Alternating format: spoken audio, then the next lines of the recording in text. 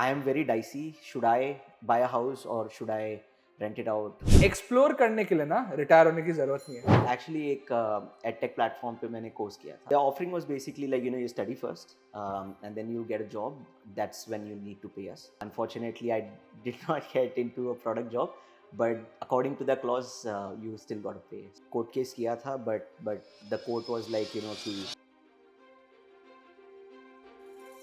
Hello and welcome to a new episode of fix your finance. आज हमें विनीत के घर, जो ओरिजिनली फार्मेसी बैकग्राउंड में है बट अभी बैंगलोर शिफ्ट हुए एक आईटी कंपनी में. हेलो विनीत, क्या हाल? Hi. How is it going? All good. तो फार्मेसी नहीं पसंद, मेडिसिन बनाना क्या है? Specifically, if you want to talk about pharma industry, they have set like a particular amount that they would pay for the freshers, just like if you see in IT companies now, big IT companies also. It's the same with pharma companies. And problem is that because it's not a technical skill, the pay is not, it doesn't grow exponentially. It grows very, very slowly. So that was one of the major reasons to switch, because I figured it out in the next, while working for 3 years, I figured out it's not gonna pay. So when did you switch your domain? Which year? I moved in 2021. 2021, you were in this IT space. Okay. What was your last drawn salary in the pharma industry? In the pharma industry, my last drawn salary was 5 lakhs. With how many years of experience? With 3 years of experience. आज के दिन it is 97,000. So अभी I get like a variable pay of like 2.5 lakhs. Okay. Which out of after taxes everything, I get a quarterly income of 50,000. The extra thing that I have is I sort of have a professional service to a startup company. It's into pharmaceuticals, so I kind of give them my monthly offerings basically. Okay.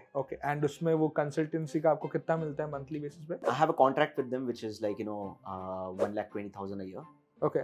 तो I get 10,000. तो मतलब आपका total monthly earning आपका है 1,07,000 और हर quarter आपका एक kicker आता है 50,000 रुपए का. Okay, so you are doing really well for yourself. Yeah started from the bottom, now you are here. तो खर्चे कैसे करते हो आप? क्या चल रहा है आपके? मतलब घर तो काफी अच्छा है, टीवी भी बहुत मस्त है, everything is looking good. Do you spend a lot of money? I spend around 15,000. That includes my rent. Okay. That I have to pay for the maid that we have full time. Electricity expenses, food, groceries, everything. So that's everything that's covered in Okay, so I'm guessing that you live with a roommate. Yeah. Okay, so both of you are splitting all the expenses. Exactly. अगली चीज होगी travel. तो आपका जो office है वो घर से कितना दूर है?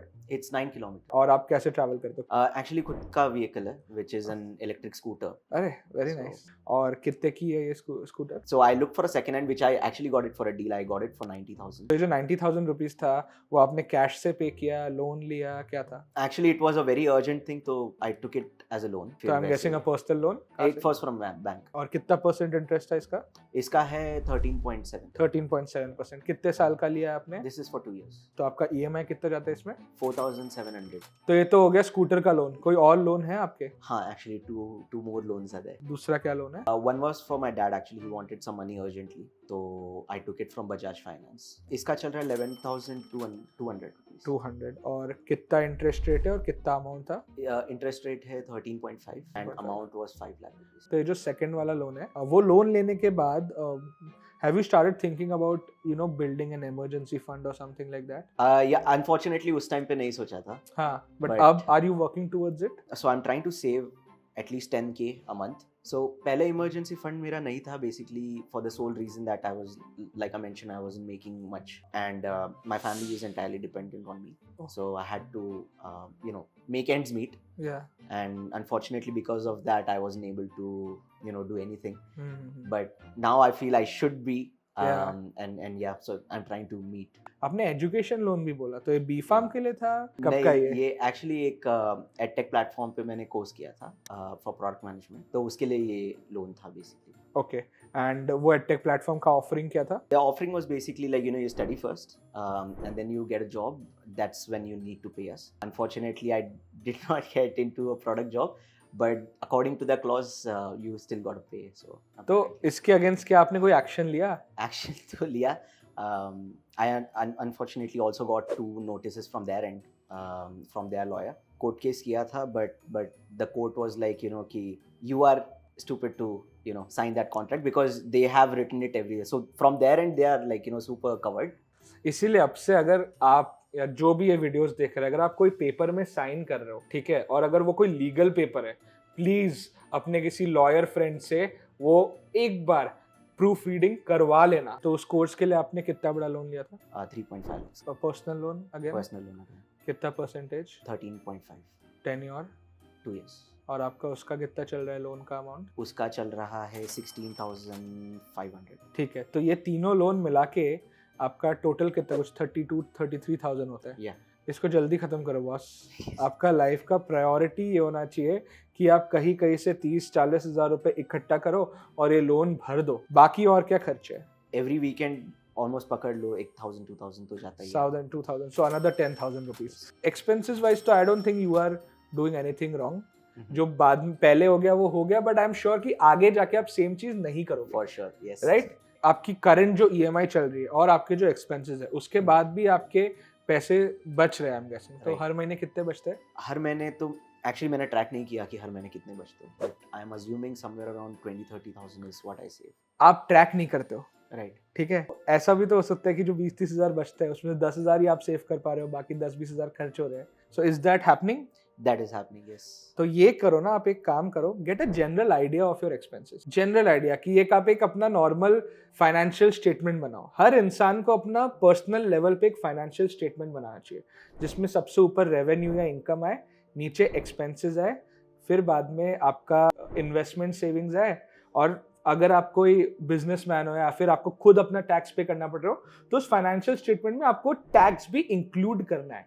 This basically gives you clarity कि how much I can spend, how much I can invest, and if my expenses are not being met, then what all needs to be done to increase my top line. So actually मेरा question ये था कि अभी since plannings are going on for my marriage and अरे congrats. Thank you. उसके लिए फिर घर is something that everyone wants.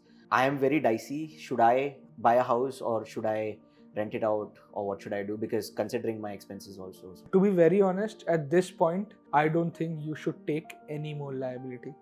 ठीक है, एंड होम लोन एक ऐसा लायबिलिटी है जो 15-20 साल तक चलेगा, जो लंबा है, और अभी आपने जस्ट अपना इनकम को स्टेबलाइज किया है। Spend some time, get better at all of this. And ऐसा नहीं, आज के दिन आई फील कि आप अगर शादी भी करने जाओ ना, people who you met, not everyone of our age group is looking for owned house. मेरे को ये नहीं लगता कि अगर किसी के पास घर खरीदा हुआ है तो उनका स्टेटस ज्यादा है। वो टाइम वो हमारे पेरेंट्स के टाइम का कि ये रेंटेड घर में कैसे रह सकते हैं। तो अगर आप सिर्फ शादी के लिए घर खरीदने का सोच रहे हो, आई थिंक आप घर ना लेके भी आप सॉर्टेड हो। Also if you are planning to get married and if the other person is also earning, then you can take a joint home loan. तो उसमें जो भी आपका होम लोन अमाउंट है, लेट्स से अगर बैंक आपको सिर्फ 20 लाख रुपए दे या 30 लाख रुपए दे और घर अगर 60 लाख का है, तो वो जॉइंट लोन लेके आपको एक बड़ा लोन मिल सकता है। अगला क्वेश्चन रिटायरमेंट पर। तो रिटायरमेंट के लिए एक्चुअली जल्दी रिटायर होने का प्लान चल रहा है, तो उसी के लिए थोड़ा सोच रहा हूँ। क्यों होना है जल्दी रिटायर? हाँ, मतलब you wanna travel and explore, so इसी के लिए। एक्सप्लोर करने के लिए ना रिटायर होने की जरूरत नहीं है। I also like exploring and I take my time off whenever I have the free time, and उसके लिए मैं अंदर भी अंदर सेव अप कर रहा हूँ। आज के दिन मैं कर्नाटका एक्सप्लोर कर रहा हूँ, राइट। होपफुली 5 साल बाद यूरोप करूंगा। आप भी वो करो ना, ऐसे रिटायर होने तक का वेट क्यों कर रहे हो? आप अभी से एक्सप्लोर करो, so that you are living in the present. That's very important to be happy and content. तो अभी रिटायरमेंट की बात हो ही गई है, तो आपको क्या लगता है आपको अपने रिटायरमेंट के लिए कितने पैसे चाहिए होंगे?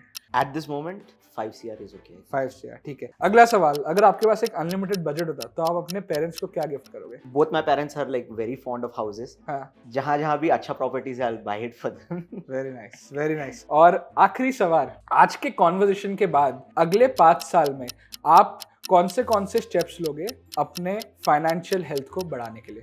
मैं आपके लिए आसान करता हूँ। सबसे पहला स्टेप, आपको अपने पर्सनल लोन्स कम कर देना है, जल्द से जल्द खत्म करने, और आपको अपना इमरजेंसी फंड भी बनाते रहना है ताकि आगे जाके पर्सनल लोन ना लेना पड़े। ये 2 स्टेप हो गए। तीसरा स्टेप ये, क्योंकि आप शादी का देख रहे हो, I think you will be better of if you find a partner who is also earning, ताकि आप दोनों के रिटायरमेंट जो गोल्स होंगे वो जल्दी आप लोग अचीव कर सको। चौथी चीज, constantly keep upskilling to increase your income.